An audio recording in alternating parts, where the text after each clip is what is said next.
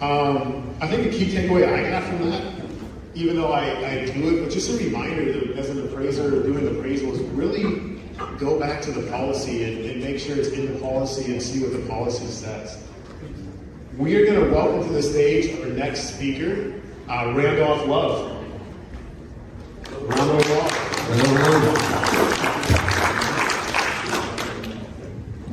How y'all doing? Good. Amazing.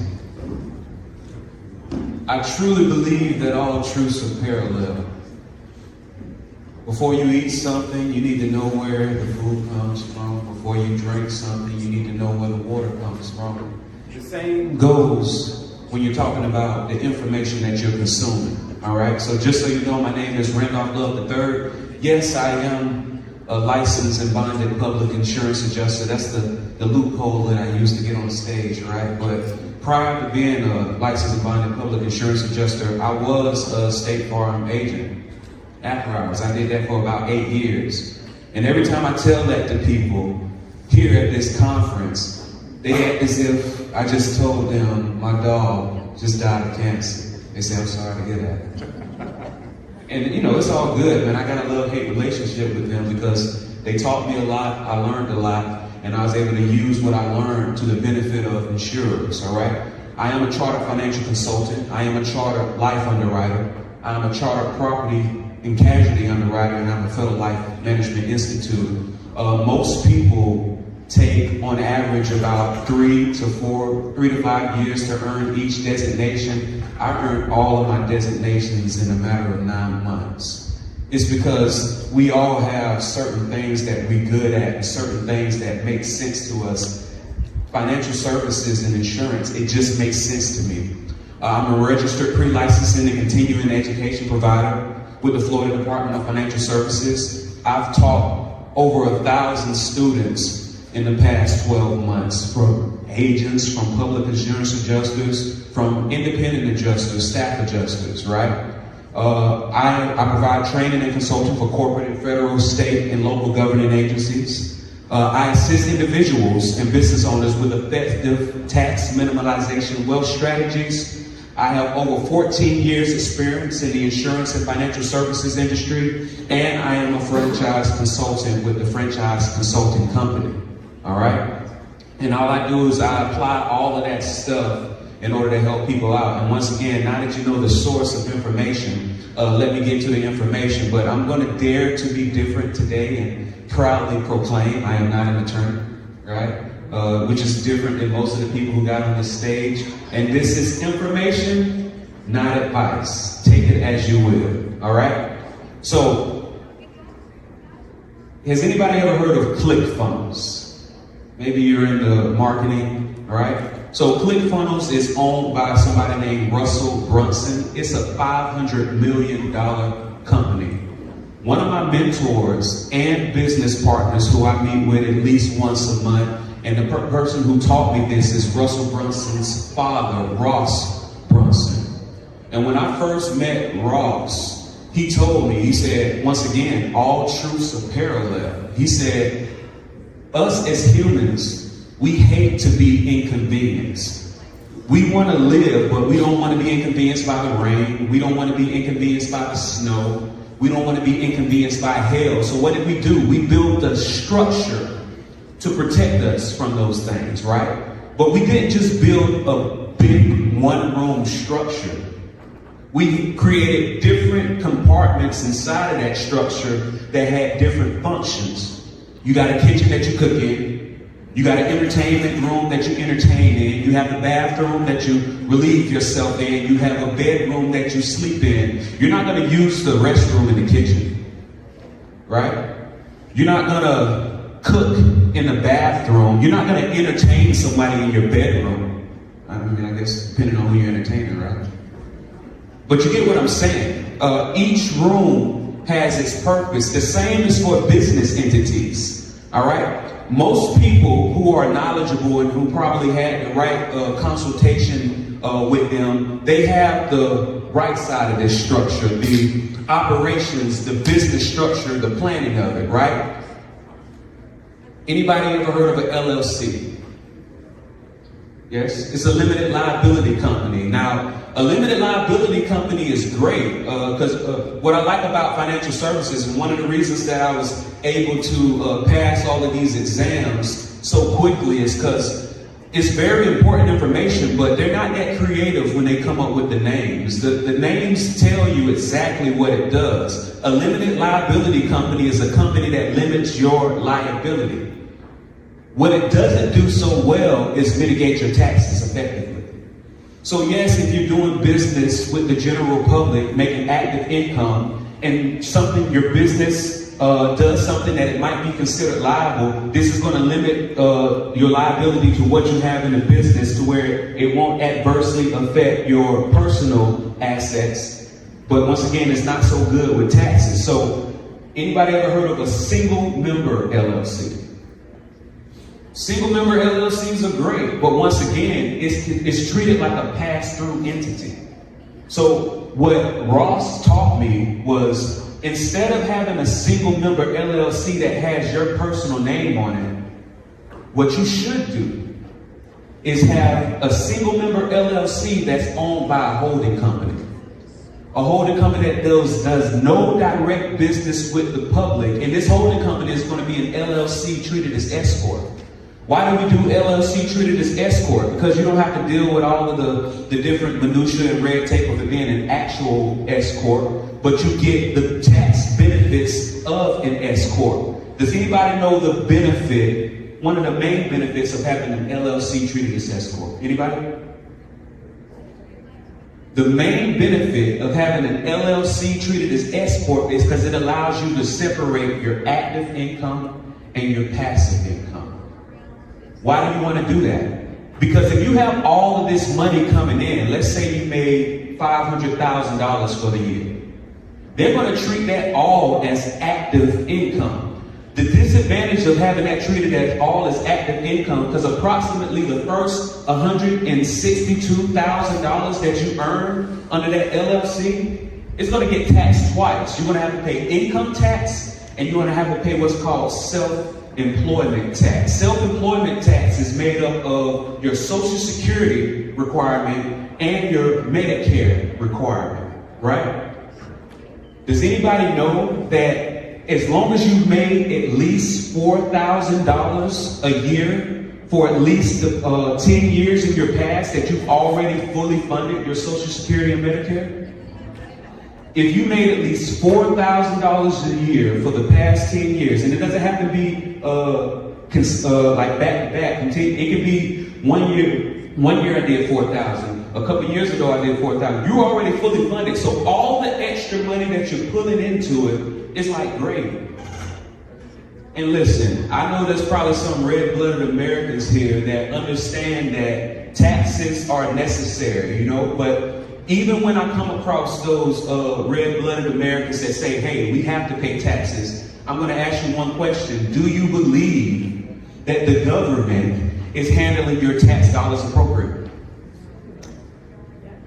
If you can find an effective way to mitigate your taxes by the entity that you have, that different room in your house, right? If you can find a way to mitigate it to where you're going to keep majority of those voluntary taxes that you were paying, but not because you're selfish, because you're going to give to the charities that you know, like, and trust. You're going to be able to give to the people that you know, like, and trust. You can make sure that that almsgiving that you do is actually being managed correctly. So what we do is we separate your active income from your passive income. So let's use that example. Let's say you're somebody that made $500,000 for the year.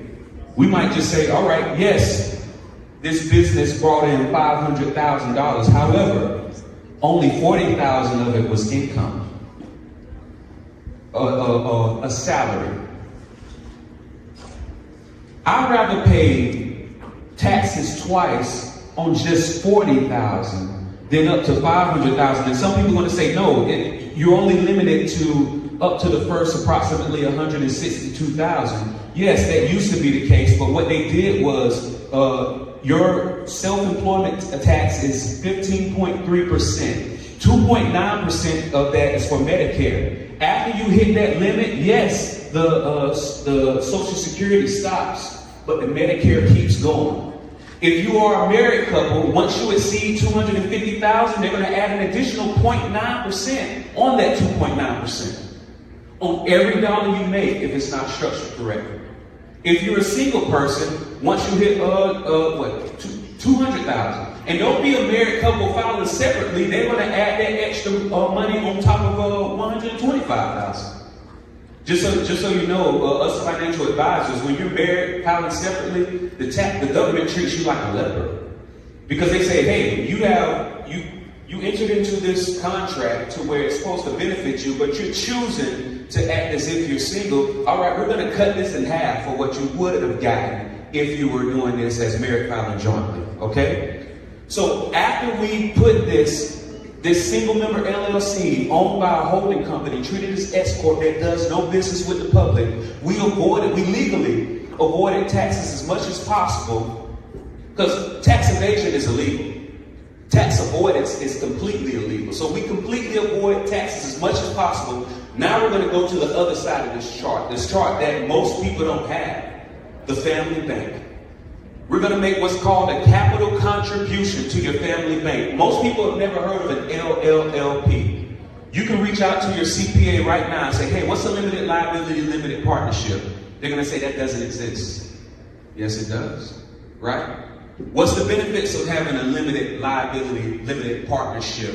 What it does is it allows you to separate limited partners from general partners. Anybody that knows about limited partners and general partners, you understand that the limited partners, yes, you get to reap the benefits of the money coming in, but you don't have to take on any of the liabilities, right? So guess who's going to be the 99% general owner of your family bank, that LLLP? It's going to be your holding company treated as S corp. Guess who's going to be the 1% general partner of your LLLP? It's going to be your family trust. All right. Now, this limited liability, limited partnership is very important that it's domiciled in the right state. Has anybody ever heard of jurisdiction shopping? What jurisdiction shopping says is just because you live in a state, that does not mean that you're limited to only getting what that state offers. Because we all know huge companies that have their home office in one state, but they're domiciled in another state. What's the reason that they do that? Taxes and liability. They're going to go with the state that gives them the best tax mitigation and liability mitigation. Us as small business owners, the people who make up the majority of the businesses in the United States, we are allowed to do the same thing. So you're going to want to make sure that it's domiciled in the right state. Now, the state that a lot of people domicile their family bank in, their limited liability, limited partnership, is Wyoming. It's a lot of reasons why they domicile these companies in Wyoming, but the main reason is charging orders versus foreclosure. There's a legal remedy. Whenever you get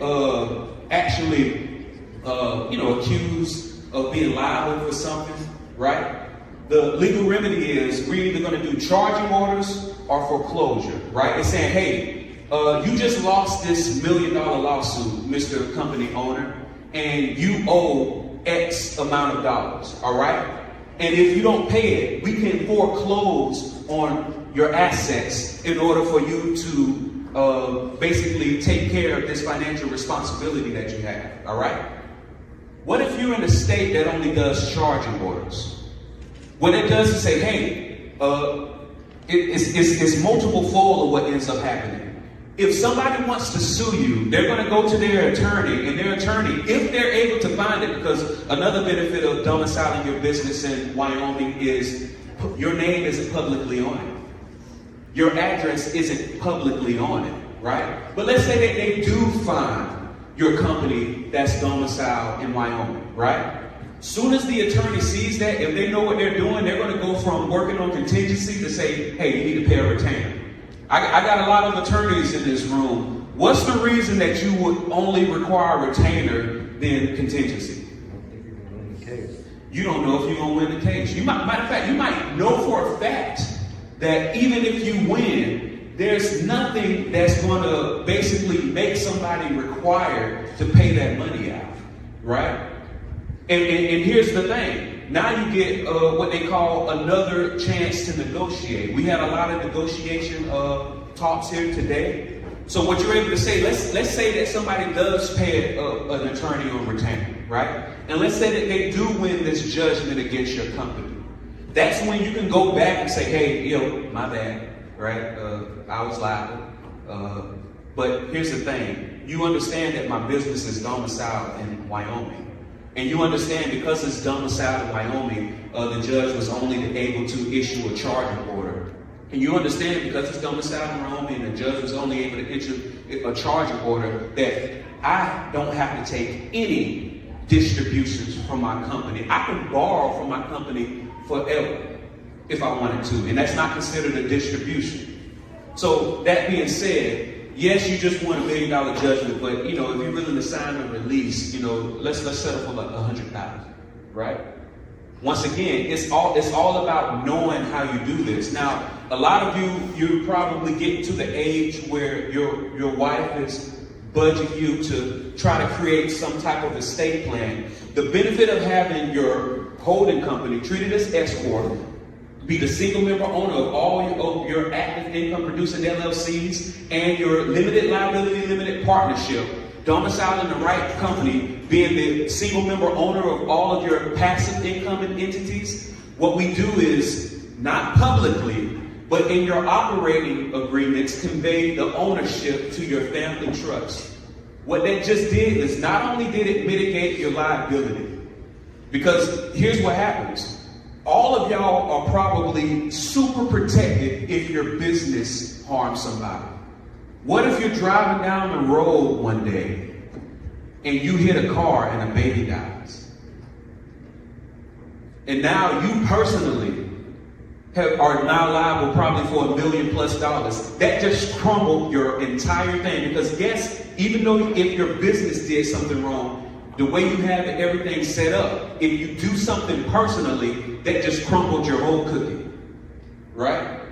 So what we do is, not only do we have a lot of the entities that have inherent liability, such as land, and what I mean by inherent liability, even if you own a piece of land, if somebody comes into your land, trips and falls, you could potentially be liable, right? So you want to make sure that all of your inherent liabilities are owned by your family partnership. But guess what else we're going to make the owner of your assets? Your savings account is going to be owned by your limited liability limited partnership. Your other assets are going to be owned by your LLP. Your life insurance policies are going to be owned by your LLP. So guess what? If you ever get deposed and say, hey, Mr. Johnson, do you have any savings accounts? No. Do you have any bank accounts? Any checking accounts? No. Do you have any other assets owned by you? No. And you could say that because you as an entity, a person, do not actually own those. The other entity does, all right? So not only does this limit your liability, not only does this structure mitigate your taxes, but it also sets it up to where you can avoid probate. Because the reason why probate exists for a multitude of reasons, but what ends up happening is a dead person cannot sign agreements.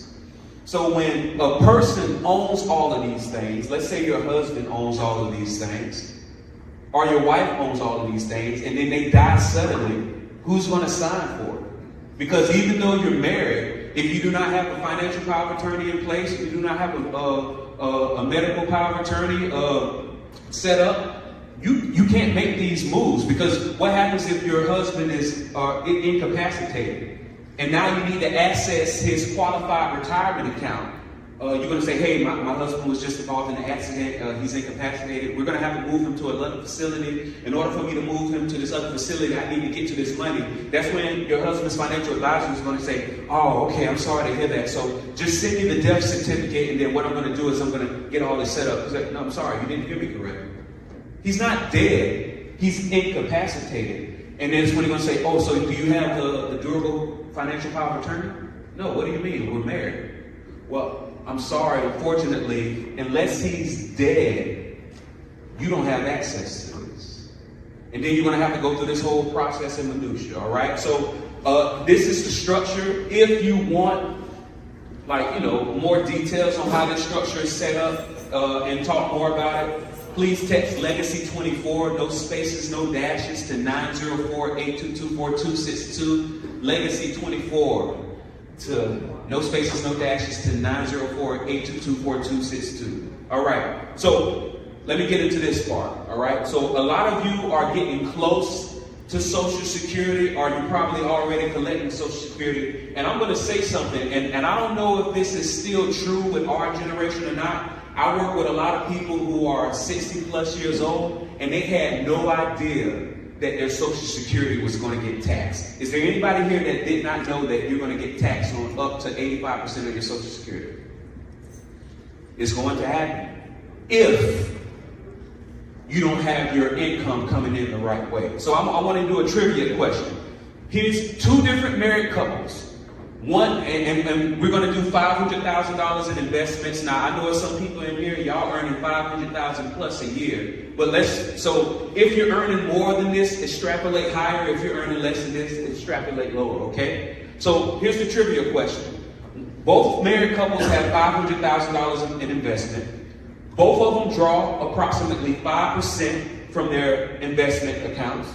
The investment accounts have an average return of 6% and inflation adjustment of 3%. So that 5%, they're both taking out $25,000. They're both getting a return of $30,000. And they both have that inflation adjustment of 3%. And they're all the same age. However, at the age of 78, John and Mary have a negative $12,143. However, Joe and Donna have $1,132,964. Does anybody know how that happened? It's because they had their money coming to them in the right way. All right? Who's the worst business partner? What if I told you, I think I heard somebody say that. What if I told you, Angela, let's go into business together. But I want you to come up with all of the ideas. I want you to form all the right business relationships. I want you to reply to all the emails. I want you to fill out all the forms. I want you to sweat and bleed to get this business built and big. And then once we're ready to get out of it, I won't have it. Is that a good business partner? Who did I just describe? Government. Absolutely, that uncle, right? So I'm probably about to, touch some nerves, but an IRA is just an IOU, okay? Would you like to pay the most possible taxes on your retirement accounts or the least possible taxes on your retirement accounts, all right? There's a lot of you have 401ks, a lot of you have IRAs, 403bs, all the deferred comp plans. All right. So I'm about to explain how that works. Okay. This person, that first couple, how they ended up broke was they had to do what's called required minimum distributions. Now, some of you feel like, all right, I'm about to be real smart. I got all of this money over here, but I'm going to keep these accounts that charge me taxes. I'm not going to even pull from it. I'm gonna keep that for my family for when I die, but I'm gonna pull from here. The government said, oh, no. We can't let you do that. Once you hit the age of 72, we want you to have what's called required minimum distribution. And what is that doing? That's causing taxable income to come into your situation each year. And because you have that taxable income coming into your situation, it's causing your Social Security to be taxed. So total taxes on the required minimum distribution withdrawal is $164,337. The taxes paid on the growth from the reallocated, because once you take it out, you're going to put it somewhere. Now you're going to pay approximately $67,338. The taxes paid on the remaining required that retirement account is $106,665, and that comes to a total of $338,339. Or once you know better, you do better. You rip the Band-Aid off. You go ahead and take care of the tax obligation. Because here, y'all probably run into a lot of people that say they're going to help you pay $0 in taxes once I meet you. My goal is to get you there legitimately, but when I first meet you, we're gonna have to rip a Band-Aid off, all right? So using that $500,000 example, I'd rather you pay $125,000, rip the Band-Aid off and get it in the right vehicle than keep prolonging it. And once again, we're just doing this off $500,000. Some of you have a lot more money, so just extrapolate higher, okay? So you got a crossroads. And this is how it works. So what I'm going to do is I'm going to show you how I help people do that. So first I need to ask, is there anybody here who hates when people find legitimate ways to avoid taxes? You hate it. What's the reason you hate it? No, legitimate ways. Listen, I appreciate that. Here's the thing. Don't be so sure of what you want that you wouldn't accept something better. A lot of you want everybody to pay, quote unquote, their fair share of taxes. What if I can tell you that you can learn how to do what they're doing? Right? Is that not better?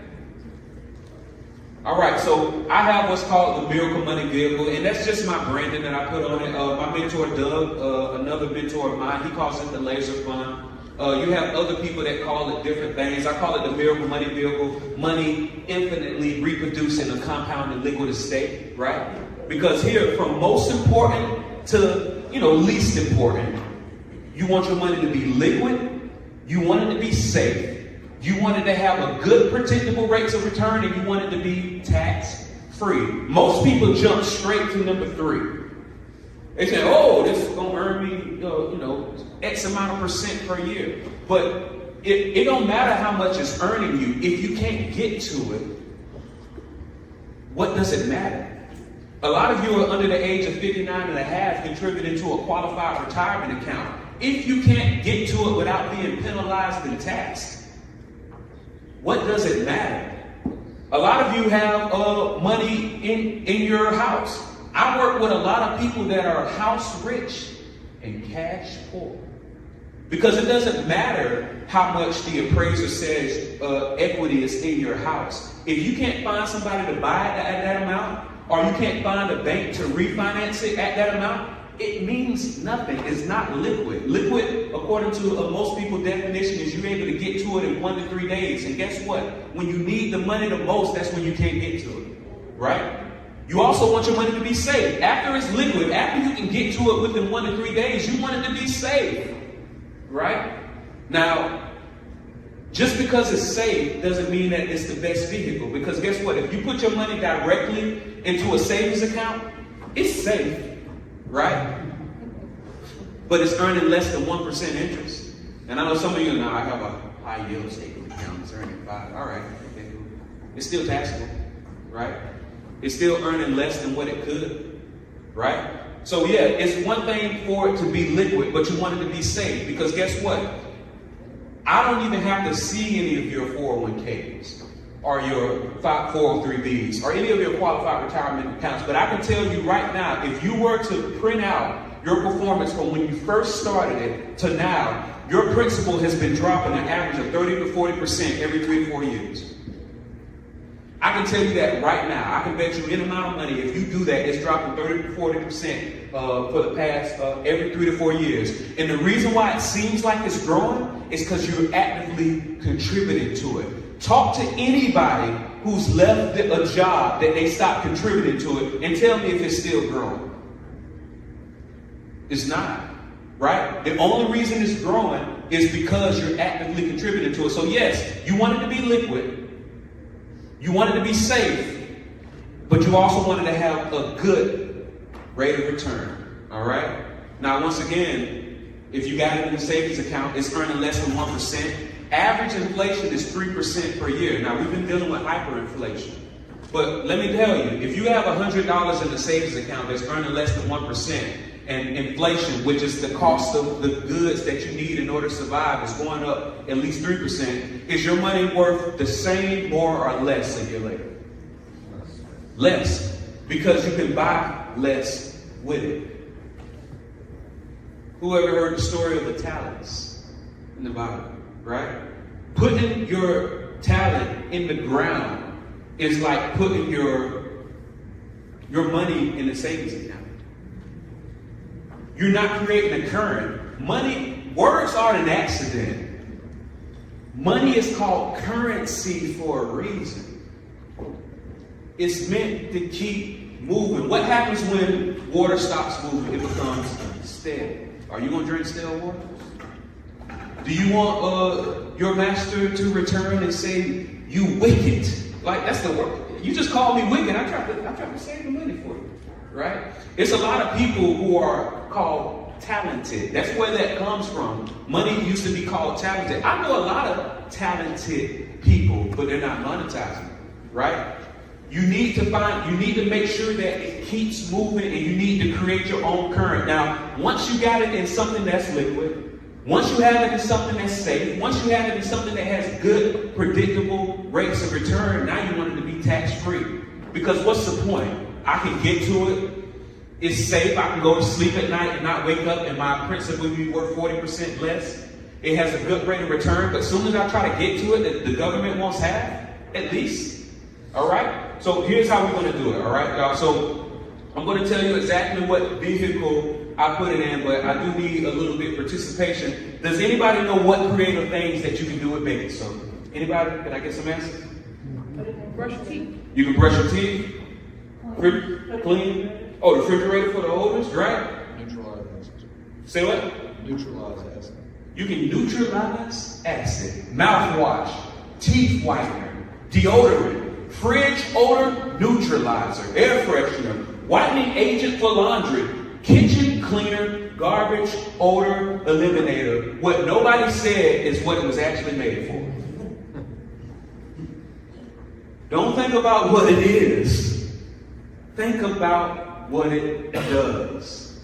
If I told you that there was something that you can put your money in and it grows tax-free, as long as you accept it correctly, you can utilize it tax-free.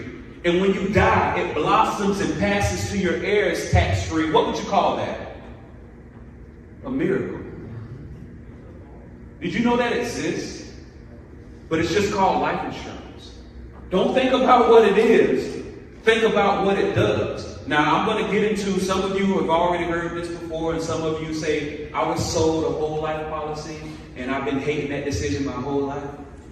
I'm going to explain to you how it should work, okay? But let me ask y'all a question. Do y'all think the future tax rates are going to be lower, the same, or higher? Higher. Some smart people, right? This is the way most people have their finances set up. Most people have their finances set up to where a majority of it is taxable, and then approximately 20% of it is, last in, first out, LIFO. The interest growing on it is taxable, all right? But this is the way it should at least be set up. At least 40% of the money that you're putting aside to be able to retire should be tax-free. The way that you can do that, once again, is with a properly structured life policy. So let's look at this. I want to show y'all what taxes does to your plan, all right? $1 compounded 20 times. Like, so 1 turns to 2, 2 turns to 4, 4 turns to 8, 8 turns to 16. And just 20 times of compounding, $1 turns into $1,048,576. But what happens if you apply a 25% tax rate? Just a 25% tax rate, that $1 million just decreased to $72,000 approximately. And I know a lot of y'all are in a higher tax bracket. Congratulations on choosing the right industry. What if you are at a 33% tax rate? That same dollar just turned into $27,362, all right? One of the benefits of a max-funded index universal life policy, so I'm going to be talking about a max-funded index universal life policy. Notice I didn't say universal life. Notice I didn't say variable universal life. Notice I didn't just say index universal life. I said a max-funded index universal life. It's tax-free, and it has protection from market losses. It's using indexing. Now, a lot of times when you say indexes, people that, oh yeah, I put my money in the indexes. Yeah, over time it's that and third. No, I'm not saying, when I say indexing, we're not putting your money directly in the indexes. We're just using the index as a measuring stick, right? What are Warren Buffett's 2 rules of investing? Don't lose money. Y'all see what number 2? Don't forget rule number 1. So we've already talked about this, and I'm about to say something to y'all. And once again, if you go to my YouTube channel, Florida Wealth, you will see me having workshops with people who are 65, 75 plus years old. And when I tell them this is the first time that they ever realized it. So if your money that you have into an investment, if it goes up 50%, cool, right? If it drops 50%, all right, we don't want that, but it did. It goes back up 50, okay, you just broke even. It drops 50, dang, it goes back up. According to this, you just broke even, correct? Wrong. So let's use $100,000 as an example, okay? Let's say it's 2 different people that has $100,000. One has their money put directly into the market. The other has their money in a life policy that's using the market as a measuring stick. If the market drops 50%, what's 50% of $100,000? $50,000. So if the market drops 50%, that person that has their money directly in the market just lost $50,000. They're at $50,000. The person who has their money in a life policy, they didn't earn nothing that year, but because it's in a properly structured, max-funded life policy, they didn't lose nothing that year. So these are 2 different people. One still has $100,000, the other has $50,000. Let's say the market goes back up 50%. What a traditional financial advisor will tell you is that you just broke even. And either they don't know or they don't care to tell you the truth. What's 50% of 50,000? So if the market dropped 50% at 100,000, you just lost 50. But if it goes up 50% at 50,000, all you just earned was 25,000. You're still 25,000 in the hole. So these are real numbers, right? Some of y'all are, very good and into investments. These are the real numbers from January 2000 to March 2020. All right. So using what I just taught you, because in order to break even after you lose 50%, you actually have to gain 100%. Whatever you lost, you have to actually do double in order to break even. So let's look at this. In January 2020, the market went up 8.97%. But then over the next 3 years, there was a loss. So over those 3 years, you lost 43.59%. So let's just make it a flat number, 44%. If you lost 44%, how much do you need to break even? 88. But guess what? You had 4 good years that totaled 57.34%. Have you even broken even from what you lost? Absolutely not. But before you can even break even, the market went down again another 2 years. That totals 44.24%. Once again, you need approximately 88% to even break even. You haven't even broken even from the last time.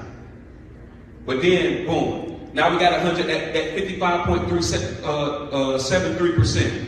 Your friends who have their money invested directly in the market are going to be like, hey, I just made 57% this year. And they're going to say how much you just made. And I'm going to show you how much that you made, but I'm going to explain to you how you can still, you don't want to be that person that tries to belittle them. Try to educate them, but you can listen to them and smile, right? Because what if, and once again, this is what it looks like. If you need another graphic representation of what it looks like to earn 50, lose 50, earn 50, lose 50, this is where you'll be at. But what if you're following Warren Buffett's golden rules and you don't lose money?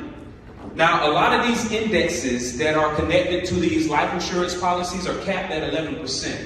And that's why a lot of people don't put money in life insurance policies, because they say, hey, why would I cap myself voluntarily at 11% when I could be earning way more money in the market? I just showed you. Because you're not losing, you're gaining. All right? So if we're using using those same numbers, where you're getting, where you're earning when the market does good, and when the market does bad, you're not losing anything. You're not gaining anything, but you're not losing anything either. All right. So I'm going to show you real numbers. And for anybody that don't know, please take a picture of this. This is how you determine what your return on investment is. And the reason why I want you to take a picture of this, because I'm going to bring this up later, all right? The way that you determine how much money you gain is you take the end date value minus the beginning date value. And then you take the difference, and then you divide the difference by the beginning date value, and that's your percentage. That's how much you earned on your money, okay? So let's use some real numbers, all right? In February of 2019, the market was at $2,779.83. And then the following year, it went to $3,370.29. So that's a difference of $590.46. And then you divide that difference by the beginning value, and then you see a change of 25%. So somebody that had their money invested directly in the market, you just made 25.9%. If you have your money in a life policy that's in an index that's capped at 11%, all you made was 11. All right, well, you can't win them all, right? But let's go to the following month. March, it was at $2,808.48. And then March 22, it was at $2,386.83%. That's a difference of a negative $421.65. You divide that by the beginning value, that same person that just made 25%, and remember, they probably haven't even broken even from the last adjustment. They just lost 15%. But guess what? You lost nothing. It keeps going. Now, let's say, once again, you already know how this works, but let's say the market drops. So just so you know, life insurance policy does not just have capped indexes. Now, we also have uncapped indexes, right? Now, an uncapped index is great, but the participation rate is at least 5%. The reason why we don't put all of your money in an uncapped index is because what if the market only does 7% that year? And now you got to get charged a 5% participation rate. We don't want that to be the norm for you. We want you to experience the full benefit of having a properly structured life policy, right? But let's say the market drops. That's when I'm going to hit you up and say, hey, the market just dropped. What I'm doing is I'm switching all of my accounts from the capped to the uncapped. What do you want to do? That's when you're going to say, I'm going to do what you want to do, Randolph, right? So using this example, the market earned 64.8%. And once again, remember, a lot of these people, even though it was just a banging year, they still haven't broken even from the last adjustments. You, with your money in a policy, you're going to earn 59.8 because after you take what the market did and then subtract the participation rate, that's what you just earned tax-free. Imagine having $1 million in one of these properly structured index universal life policy and you just earn over 50% tax-free in 1 year. That's $500,000 tax-free, 1 year. And what I'm saying is not unheard of, it's happening, all right? But once again, this is not your fault, man. We all have our own genius, right? Sean is great at handling claims. Public adjusters were great at taking care of the duties after a loss. Mr. Ziani out there, he's a genius at making suits. We all have our own genius. If you didn't learn this until today, it's not your fault. You all got financial advisors. You all got insurance agents. You all have bankers. And there's only one of two reasons why they never told you this. Does anybody know? Either they didn't know or they didn't care to tell you. Which one do you prefer? So once again, you wanted the three greatest strengths. This is tax-free. You have protection from market losses and you have access to your money. Now, one thing that deters people is because they don't have the education or they have a negative connection to the term borrowing. But you want to borrow money instead of withdraw it. There are three ways to get money out of a life policy. The sad way, the dumb way, and the smart way. The sad way is you put up $100 and you get $1 million policy and you get hit by a bus the next day. You just got money out of the policy. It's a good return on your investment, but it's a sad way to do it. right? That's the sad way. What about the dumb way? The dumb way is to go and surrender your policy or withdraw money. Some people, you probably were dealing with the wrong financial advisor and they put you in a whole life policy. And remember, insurance, they're not that creative. The reason why they call it a whole life policy is because you're paying for it your whole life. The way I structure these max funded index universal life policy, you're done paying within 4 to 5 years, right? But let's say you want to get out of that, instead of just, and once again, I'm not going to, if you decide, I'm going to mention what's called a 1035 exchange. A lot of you are familiar with 1031 exchanges when you come to real estate, but just so you know, don't feel bad if you got like a whole life policy or index policies that aren't structured correctly. It's not the end of it. We can do what's called the 1035 exchange and get you under me and we can get everything situated, right? But let's say you are borrowing from a policy. The reason why you want to borrow is because when you look at the front end of your tax return, you have passive income, active income, and portfolio income. Nowhere on your tax return does it say borrow income, right? The reason why your Social Security is getting taxed is because you have other income coming from other places and they feel like you don't deserve to have all of this Social Security that you've been contributing to your entire life. No, we want to get it straight up. So here's how it works, y'all. So when you have money in your policy and you borrow against it, I call it twin babies. And who doesn't like twin babies, right? Because what happens is when you borrow money out of your policy, you're not actually borrowing your money. They're using your money as collateral to give you other people's money. And guess where that other people's money is coming from? From those savings accounts. All right? So when they come into those savings accounts, they give the savings account people that less than 1%.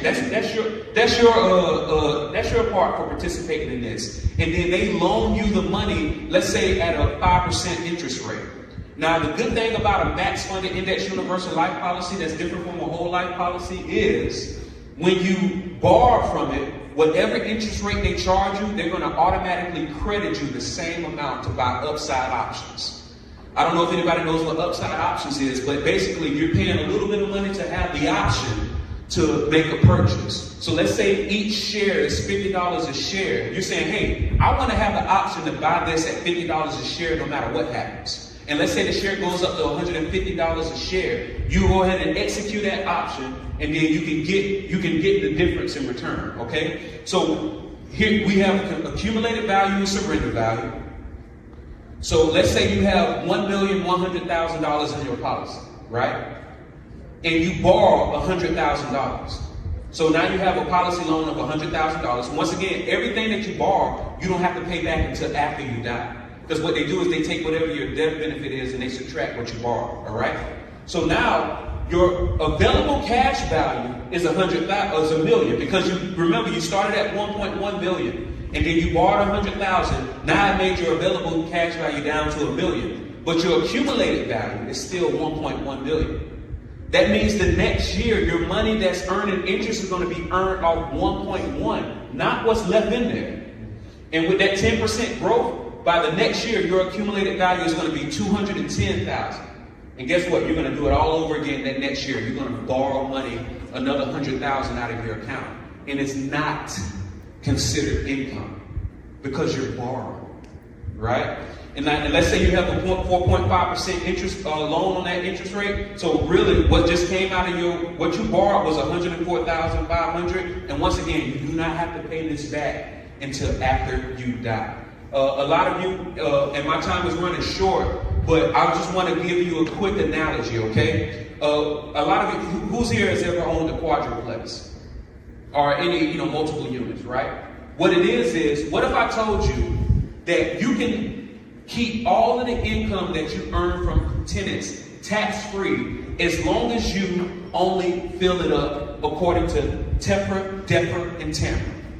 TAMRA, TEFRA, and DEFRA. And I know what you're thinking. And no, this is not the name of the supporting cast from the beloved 90s sitcom, Alicia. That's good. Thank you. It's Internal Revenue Codes 1018, 72E and 7702. As long as something is considered a life policy, it grows tax-free, 72E. As long as you access the money correctly, you can utilize it while you're alive tax-free, 7702. And when you die, it blossoms and passes to your heirs tax-free. So as long as you do this and you follow those guidelines, everything after 5 years is completely tax-free. The only way that this could hurt you is if it won't hurt your family, right? But if you die during these first 5 years. But if you expect that maybe it's a possibility that you might live for another 5 years, then it is what it is, all right? And this is just another visualization of how it works, right? And take this picture, because the benefit of having a whole life policy, you get that 2% floor, you get that no lapse guarantee, but it's strict, it takes longer to fund, the borrowing interest is not credited, it's designed primarily for death benefit, and typically a fraction of the net internal rate of return. Anybody here that has a whole life policy, what I want you to do, that screen where I showed you how to figure out the difference of how much money you earned in the stock market, I want you to take all the money that you put into your whole life policy today, and then I want you to take how much money that you have in cash value, and I want you to do that same algorithm to determine how much you earn. The only way that you can earn 5% is if you started your whole life policy when you were 30, and then now you're 90 years old. That's the only way that you're going to get an internal rate of return of 5%. I'm telling you, I've never seen any of your whole life policies. I've never seen any of your 401ks, but I know exactly what it looks like, all right? If you have a properly structured max funded index universal life policy, you can be averaging that 8 to 11% every year. And I just told you what a 1035 exchange, and I'm going to close with this. Has anybody ever seen a Chrysler 300? I mean, I love the Chrysler 300. I remember when I was a kid, I grew up in a low middle class neighborhood. The Chrysler 300, whenever it would pass by, we would stop what we were doing, we would watch it pass by, and we would say, that looks just like a Bentley. That looks just like a Bentley. Until one day when I grew up, I'm walking in a parking lot, right? And not only did I see a Chrysler 300 and a Bentley parked right next to each other, they were both back then and they were both the same color. It was at that very moment that I said a Chrysler 300 looks nothing like a Bentley. Listen, I've taught this and told this to multiple people, and I've had multiple people tell me that. I've had multiple people try to explain this to me, and you're the first person that made it make a little sense. All of y'all know somebody that has a life insurance license. And y'all gonna reach out to your sister, your brother-in-law, your niece, your nephew, and say, hey, I finally understand. I want you to set me up one of those IULs. But I'm gonna let you know, IUL is just a tool. It's just a tool. If I told you that you can either get Tiger Woods or Phil Mickelson's club or their golf swing, which would you take? It's about the swing, not about the tool. Listen, a Chrysler 300 is a great car. It can get you from A to B, but wouldn't you rather be in a Bentley? Hey, my name is Randolph Love III. I do have a book coming out. Please text, if you want to get that book for just the cost of shipping and handling, text franchise 24, no spaces, no dashes, to 904-822-4262. I'll get that autographed copy to you. It's going to be done next month, so go ahead and get it now. Thank you for attending.